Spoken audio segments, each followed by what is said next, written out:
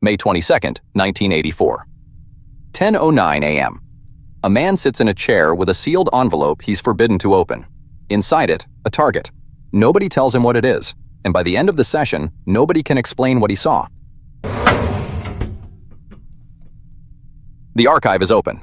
Tonight, a CIA remote viewing session aimed at Mars and 2 Army sessions aimed at the Teheran hostage crisis. Real transcripts, real coordinates, real static on the line. Start with the methods. This isn't guesswork. The file spells out exactly how blind the subject was kept. A sealed envelope, a 3x5 card, coordinates read aloud only during the session itself. The sealed envelope was given to the subject immediately prior to the interview. The envelope was not opened until after the interview. In the envelope was a 3x5 card with the following information: the planet Mars. Time of interest approximately 1 million years, BC. 1 million years BC. On Mars. That's the target. Not a building in Virginia, not a Soviet radar site. A planet, a date nobody alive could verify, and a monitor about to read him coordinates cold. The monitor reads him coordinates cold. No map, no names, just numbers. First stop, 40.89 north, 955 west. What comes back isn't static, it's architecture. I want to say it looks like, I don't know, it sort of looks, I kind of got an oblique view of a pyramid or pyramid form. It's very high, it's kind of sitting in a large depressed area. I'm seeing, it's like a perception of a shadow of people, very tall, thin. It's only a shadow. It's as if they were there and they're not there anymore. Shadows of people. Tall, thin, then gone. The monitor doesn't let him chase the image. He pushes for raw data, then moves the target again. Page 7. The monitor moves him again. 80 south, 64 east. The pyramids come back, this time with insides. Shelters from storms. The monitor stops moving the target and starts asking questions instead. Who are they? What are they waiting for? Page 8 answers in full.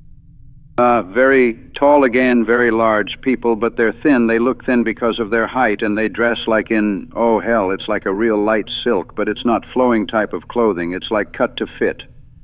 They're ancient people. They're dying. It's past their time or age. They're very philosophic about it. They're looking for a way to survive, and they just can't.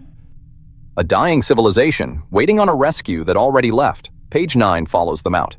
Into something the transcript calls a boat, and a place that's worse than the one they fled. The session opens with plain numbers, coordinates, nothing else. Hold that. You'll hear the exact words the monitor used in a moment. The monitor shifts the grid again. New coordinates, same dead world. And the subject locks onto something with definition this time. Not a shape in fog. Structures. Waiting for something to return. The monitor asks what, and the subject describes an expedition, a party that left to find someplace else. Page 9 picks it up mid-thought, with the subject staring into what he calls a boat. See pyramids. Can't tell if it's overlay or not because they're different. Got both, and they're huge. It's really, it's an interesting perception I'm getting. It's filtered from storms or something. They're like shelters from storms. Shelters from storms. So the monitor pushes further, asks about the ones inside. What he gets back isn't architecture anymore, it's a eulogy. The monitor cuts him off before he can chase the ghosts. New instruction. Hold the time frame, but jump the coordinates. Same era, different ground entirely.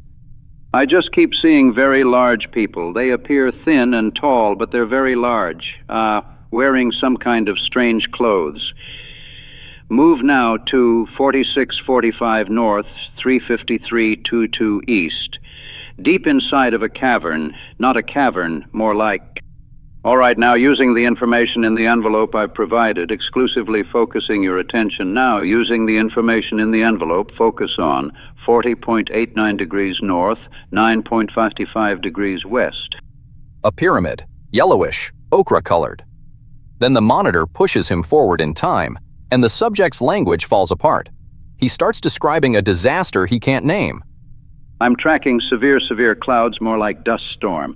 It's geologic problem. Seems to be like just a minute, I've got to iron this out. It's really weird. I'm looking at a after effect of a major geologic problem. The monitor tells him to go back, before the disaster. And that's when the session stops sounding like a weather report and starts sounding like something else entirely. See, large flat surfaces, very smooth angles, walls. They're really large, though. I mean, they're megalithic. Tall, thin shadows that aren't there anymore. Hold that, because 2 hours away in real time, a different army viewer is chasing something just as strange, a hostage in Teheran nobody can locate. Okay, number 36. It's now 1400 hours. At the beginning of the session, I gave you a photograph to look at, a photograph of CPT Needham. I want you to project yourself, mumble, and describe your surroundings. Same year, same program, entirely different mission. This one's simple, at least on paper. Find a captured American officer. What the viewer finds instead is a building that shouldn't exist on any embassy blueprint. I keep seeing this building with a kind of a rounded roof. Just a portion of it curves. I've been wandering around the building. Inside is just a maze of rooms and corridors. I see someone, male, about 160 pounds, and asleep on his right side. A sleeping man matching Needham's build. The viewer keeps circling. Card players, a spiral staircase, bars on a basement window. Then he steps outside and describes the building's face. Read it. Okay, I was just out there a minute ago. I don't know. For some reason, from the ground in front, it reminds me of a baby White House, kind of protrusion, curved protrusion, in a midships forward. And I see some columns or posts.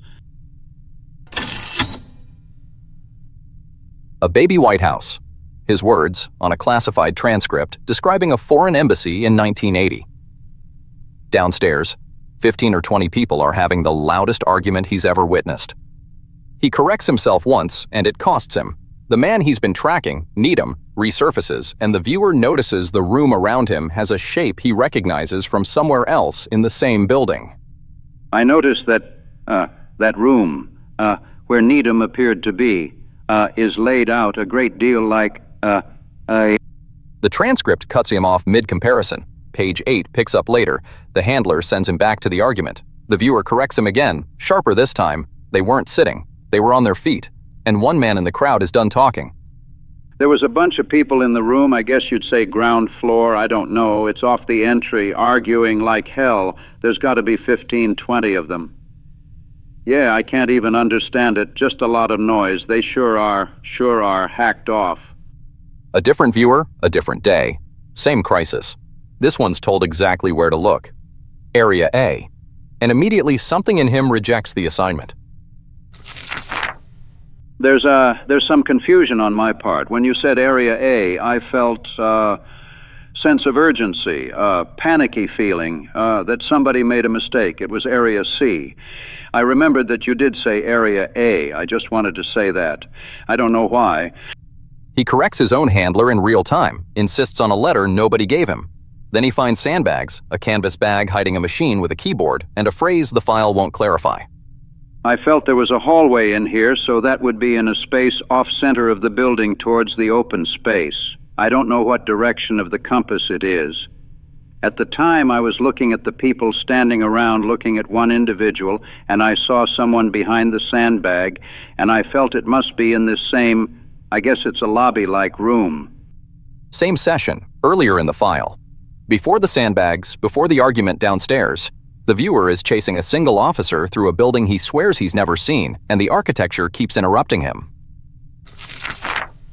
I have a target area. I don't see him.